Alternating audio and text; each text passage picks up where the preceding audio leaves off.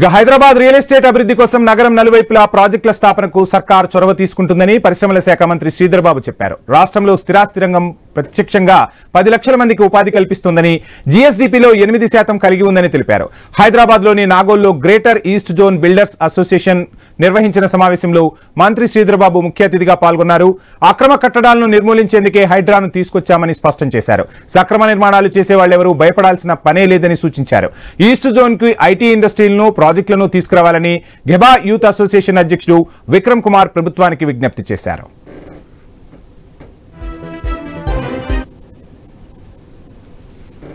రాష్ట్ర జీఎస్డీపీలో 8% కాంట్రిబ్యూట్ చేస్తూ ఉంటుంది.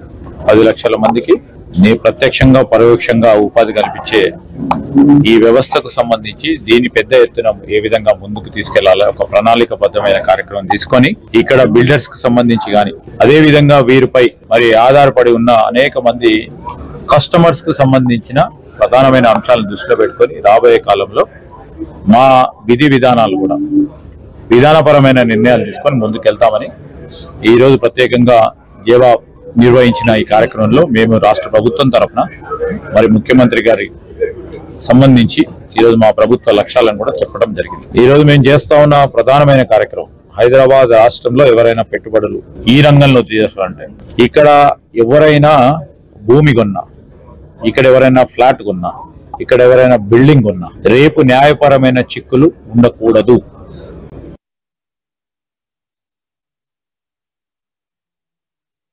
సో ఈస్ట్ హైదరాబాద్ గురించి కొంచెం సపోర్ట్ కోసమని సో ముఖ్యమంత్రి దృష్టిలో తీసుకెళ్తారని, ఎందుకంటే ముఖ్యమంత్రి దృష్టిలోనే ఇది ఇప్పుడు ఈ శాఖ అనేది కన్స్ట్రక్షన్ శాఖ అనేది ముఖ్యమంత్రి దగ్గరనే ఉంది. సో మేము ముఖ్యమంత్రిని అందుబాటులో లేరు అంటే మేము అందుకోలేకపోతున్నాం మా చిన్న బిల్డర్లము. సో శ్రీధర్ బాబు తరఫు నుంచి రిక్వెస్ట్ చేసి పిలిపించి శ్రీధర్ బాబు గారితో రిక్వెస్ట్ చేసి శ్రీధర్ బాబు గారితో నుంచి సీఎం గారికి తెలియజేసుకొని మా పాయింట్స్ అన్ని ముందు పెట్టాము.